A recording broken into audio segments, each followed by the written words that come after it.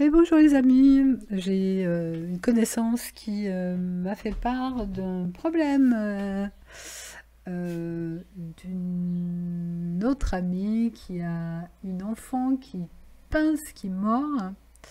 Et j'avais envie de questionner les cartes pour voir comment on pourrait essayer de regarder ça sous un angle différent.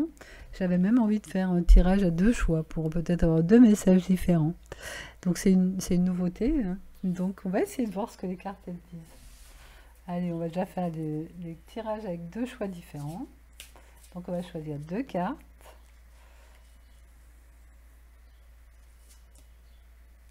On va demander d'être éclairé. Choix numéro un, l'homme. Ah ah. Tiens, tiens. Choix numéro 2, l'initié.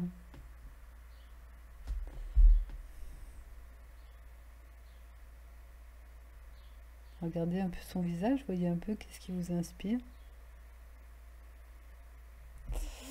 On va regarder l'homme aussi.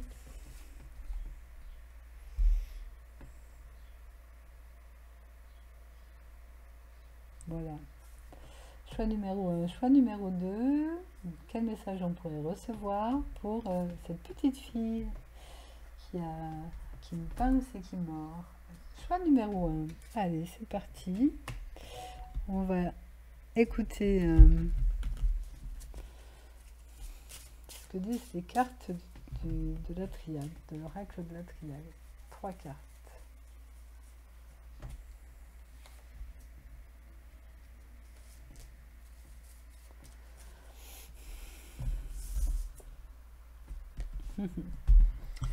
La richesse. Alors on peut voir effectivement que c'est un mode d'expression parmi tant d'autres, hein, et quand ça c'est une forme de richesse, si on met pas le jugement sur c'est pas bien, eh ben il y a ce qui est comme c'est. Souvent justement avec la conscience on s'aperçoit que qu'il n'y a pas d'erreur, que tout est à sa place et que la meilleure façon de voir se transformer quelque chose, c'est de l'accepter telle qu'elle est, justement sans vouloir manipuler quoi que ce soit pour faire des transformations, mais juste en acceptant le présent tel qu'il est. Et en goûtant, qu'est-ce que ça fait dans le corps. Tiens, quand je vois cette petite fille, par exemple, pincer cette personne-là, qu'est-ce que ça me fait dans le corps. J'accepte que ça soit comme ça, je ne vais pas contre, mais je vais dans l'écoute de qu'est-ce que ça me fait comme sensation du corps. Et je suis toutes les sensations, jusqu'à ce qu'à un moment donné, il n'y ait plus de sensations. Ça, c'est une façon de dissoudre quelque chose. On peut appeler ça un problème, mais je ne sais pas si c'est le mot le plus juste. Parce que plus je me mets en présence, plus j'écoute ces effets dans le corps, plus cette présence va être agissante et va œuvrer là où il faut œuvrer.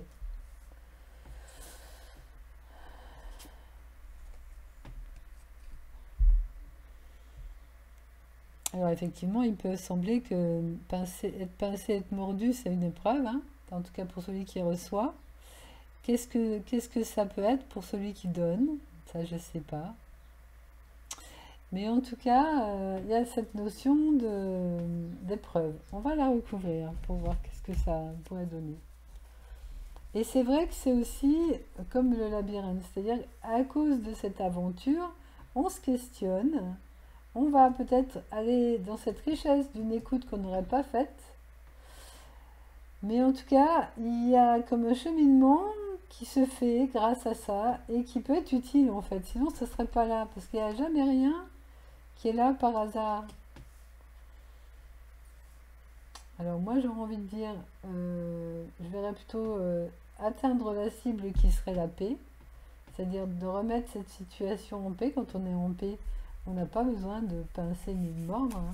Donc garder dans le cœur cette directive, sans que le mental essaye de trouver des solutions, juste désirer la paix. Et voir que c'est pas grave en fait, hein, dans le sens, c'est pas parce qu'on est pincé ni mordu qu'il y a une gravité, donc peut-être enlever le côté gravité, et puis voir que tout ça, ça a un effet bénéfique à un moment donné, et que la situation telle qu'elle se présente de façon globale est protégée. Qu'il y a quelque chose de sage qui se déploie, même si on ne sait pas encore c'est quoi avec le mental. Peut-être que même on ne saura pas parce que si on se met en écoute si on a des intentions de paix et une présence de ce qui peut se passer dans son corps à l'écoute des sensations jusqu'à ce qu'on sente que les sensations disparaissent. Je vous ferai une vidéo aussi sur ça. Je vais essayer de la faire assez rapidement pour vous montrer comment on écoute une sensation et de l'emmener jusqu'au bout. Il faut vous le faire vivre un coup. Et ben, tout ça, c'est utile à tout ce qui fait avancer chacun dans sa connaissance qu'on a de soi, qui est le soi, hein, pas du personnage, mais plus profond, le soi. Et regardez en dos de deck, il y a l'amour. C'est l'amour du côté féminin, ou du féminin en nous, ou de la femme qui est concernée dans le sens... c'est aussi une quête d'amour. C'est-à-dire que cet événement-là va faire rentrer les personnes concernées dans une richesse qui utilise l'amour comme éclairage. Ah ben voilà, l'homme et la femme. Il y a quelque chose d'unificateur. Alors j'aurais envie de dire que c'est de l'amour de la part féminine ou de la mère qui peut aider à cette unification. Il y a une unification, il semble qu'il y ait une unification à faire pour que la tension qui fait créer ce geste s'apaise. Et justement, plus vous serez à l'écoute, le cœur ouvert à ce qui se passe, plus il y aura des synchronicités ou des révélations qui viendront soit vous montrer quoi faire, soit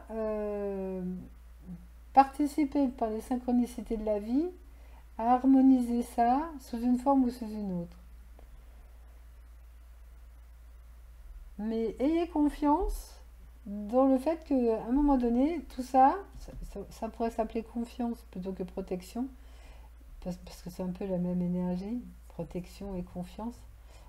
Ayez confiance qu'à un moment donné, ça va se réguler, mais n'utilisez pas le mental pour trouver la solution. Utilisez la présence, l'écoute de soi, maintenez l'intention de paix, choisissez la paix à nouveau, et aimez, utilisez l'amour aussi comme alchimie. Bon, ça c'est le choix numéro 1. Merci pour votre écoute. Le choix numéro 2.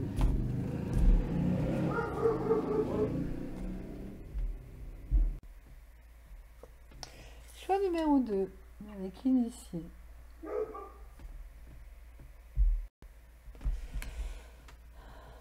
On va prendre ces cartes-là. 3 cartes. Comment on pourrait regarder cette situation pour éclairer de façon la plus claire possible ce qui se passe et comment on peut harmoniser ça. Ah bah c'est bien, il y a déjà la carte de la transformation. Là, ce qu'il me vient de dire, c'est que grâce, on va dire grâce et non pas à cause, grâce à cette situation, il y a des choses qui vont se transformer auprès de l'enfant et auprès de ses parents, auprès du cercle qui l'entoure. Et le but de cette action, c'est de provoquer ces transformations. Parce que vous voyez que tout ce qui se passe, c'est toujours l'amour qui l'envoie. Même si notre mental va faire des jugements en disant ça n'a pas lieu d'être, c'est pas bien, c'est pas comme ça qu'il faut faire. L'amour a choisi cette forme-là pour transformer quelque chose, en l'occurrence ici. C'est comme un chemin d'initiation, l'initié. Et c'est pas pour rien que ça arrive. Donc, accueillez cette expérience avec un oui, parce que ce que j'accepte, ce à quoi je résiste persiste, ce que j'accepte disparaît. Donc, l'acceptation du fait de voir que c'est l'amour qui l'amène va être une énergie qui va permettre à ces transformations de s'opérer. Parce que l'enfant, au sein de l'endroit où il est, avec cette attitude-là, va ça va générer des transformations qui sont utiles à tous. Enfin, en tout cas, c'est comme ça que je lis le message. Parce qu'il a envie justement de vivre dans une vie de fluidité, de sérénité, oui, de laisser les choses couler. Et ces transformations-là vont permettre d'atteindre une fluidité plus grande. C'est une femme qui marche dans son bien-être. Ça va pas de regarder le titre, hein. C'est la femme qui marche dans sa légèreté d'être, elle est au milieu des arbres en fleurs, et tout va bien pour elle. Et ces transformations vont permettre d'aboutir à ça. Voilà, encore la carte de la transformation. Et là, en l'occurrence, c'est la tête, le troisième œil qui permet cette transformation. Donc ça permet des transformations liées au mental, qui va se transformer en une vision plus sage des choses. Et ça va faire émerger de choses lourdes, solides, quelque chose de fleuri, de vivant. C'est un peu comme si ça allait transformer des rigidités, des solidités en quelque chose de beau et de vivant. Alors si on ne sait pas encore c'est quoi qui sera transformé, c'est pas grave. Le mental il cherche toujours les pourquoi. Sachez juste que ce qui se produit là est utile à des transformations qui amènent une vie plus saine et plus légère et qui fait tomber des solidités et qui va chercher des formes plus vivantes et plus jolies. Donc le but de ça sert à ça. Voilà. Et on a vu que la carte de la transformation, elle est tombée toute seule. Donc j'aurais presque envie de dire que ces transformations-là vont s'opérer tout seuls. Avec des petits pas comme ça, un coup il y a un parent qui peut lâcher cette rigidité, un coup il y a une compréhension ou une conscience qui va s'ouvrir sur telle et telle chose. En fait, les transformations vont se faire par le fait de vivre cette situation-là, au fur et à mesure que ça se passe. Non, pas ça. On va prendre aussi ça. C'est un chemin d'initiation, de transformation. Et il y aura de la nouveauté qui va s'ouvrir, quelque chose de nouveau qui va s'ouvrir, qui n'aurait pas pu s'ouvrir s'il n'y avait pas eu ça.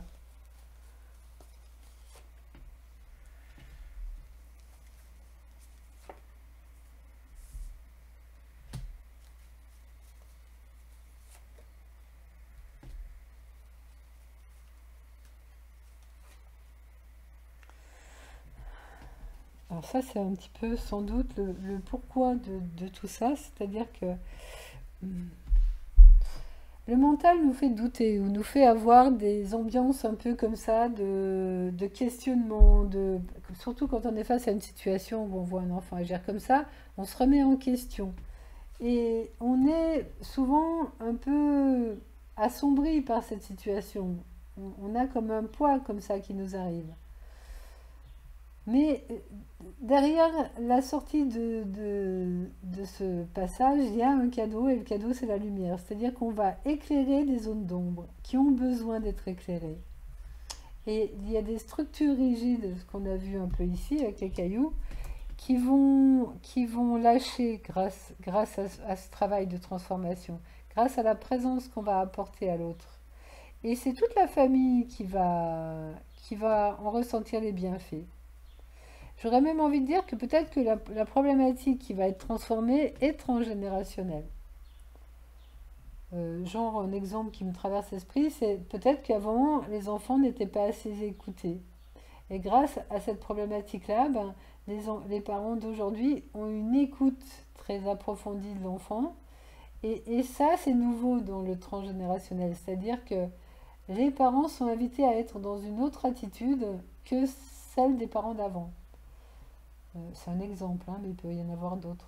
Donc vous allez mettre en place tout un schéma utile qui va désarçonner les vieux schémas anciens qui sont plus utiles et qui va mettre en place aussi des schémas nouveaux pour la génération actuelle de l'enfant, mais peut-être des générations futures.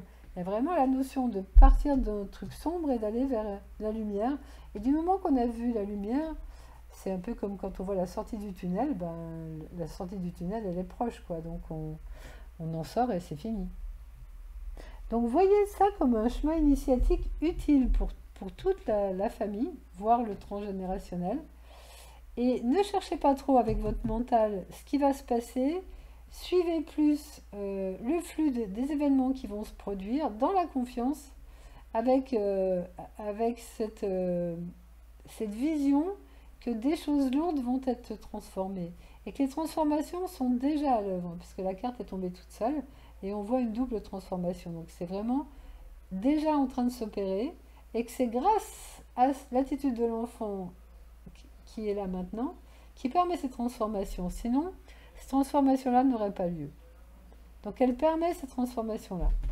Et j'aurais envie de dire que quand les transformations seront finies, elle n'aura plus lieu de se comporter comme ça, donc elle s'arrêtera naturellement. Donc sans vouloir comprendre avec le mental ce qui se passe, laissez l'initiation se faire d'elle-même et soyez serein que ça va vous conduire à une vie plus légère après. Voilà les amis pour qui avaient choisi le choix numéro 2. Merci pour votre écoute. À bientôt.